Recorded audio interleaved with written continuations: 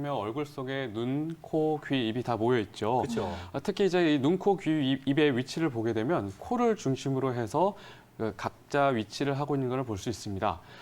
또 뿐만 아니라 이제 코를 중심으로 해서 눈과 코가 연결되어 있고 코와 입이 연결되어 있고 코와 귀도 실제로 연결이 되어 있는데요. 이 귀와 코를 연결해주는 부위를 우리가 이관, 유스타키 오관이라고 부릅니다.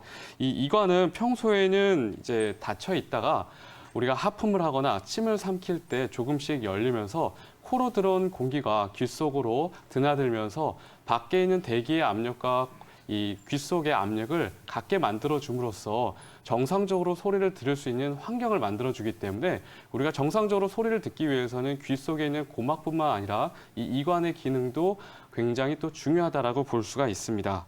하지만 이게 우리가 극도의 피로나 스트레스 상황, 지금 이 환자분도 이제 출산 후에 굉장히 몸이 피로에 쌓여 있는 상태잖아요. 이런 상황이 있거나 아니면 비염, 축농증, 편도염 같은 이비인후과 질환 후에 나타나는 후유증으로 인해서 이관의 통로가 좁아지거나 아니면 이관 주변에 염증이 생기면서 압력 조절이 결과적으로 되지 않아서 소리가 잘 듣지 못하는 상태가 될 때 우리는 이제 이관 협착증이라고 부르게 됩니다. 이관 협착증 환자분들은 보통 어떤 느낌을 호소하시냐면요. 귀 속이 답답하고 먹먹하다라고 표현을 많이 하십니다. 우리가 이제 높은 산을 올라가거나 비행기를 타면 순간적으로 귀가 먹먹한 느낌이 들잖아요. 그러다가 우리가 침을 꿀꺽 삼키거나 물 한 잔을 마시면 다시 또 그 느낌이 없어지는데 이 이관 협착증 환자분들은 그 느낌이 사라지지 않고 며칠간 지속이 되고 보통 일주일 이상 이 증상이 지속이 될 때 이관 협착증을 진단받는 경우가 많습니다.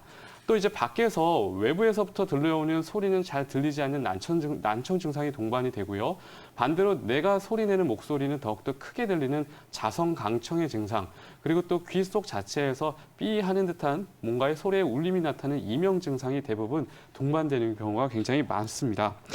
이 어르신들도 이명 난청 때문에 고생하시는 경우가 많죠. 이 어르신들 같은 경우는 거의 대부분이 이제 청신경 노화와 관련된 이런 일종의 퇴행성 질환이라고 하지만 이 이관 협착증은 이런 노화 증상이랑은 전혀 무관한 병이고요. 실제로 발병 연령을 보면 30대가 가장 많고요. 남성보다는 여성에게 좀 더 많이 발병하는 병으로 알려져 있습니다.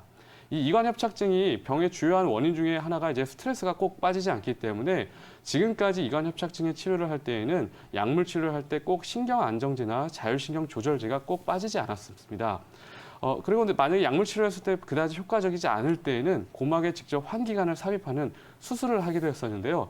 실제로 이 결과들이 그다지 썩 만족스럽지 못한 경우가 많습니다. 근데 아까 제가 서두에 말씀드린 것처럼 우리 얼굴 속에 있는 이목구비, 즉 눈, 코, 귀, 입의 위치를 보게 되면 다 코를 중심으로 연결되어 있잖아요. 그래서 이 코병, 눈병, 귀병, 입병의 해결을 위해서는 이 코에서 그 실마리를 찾는 경우가 굉장히 많거든요. 이관 협착증도 마찬가지입니다.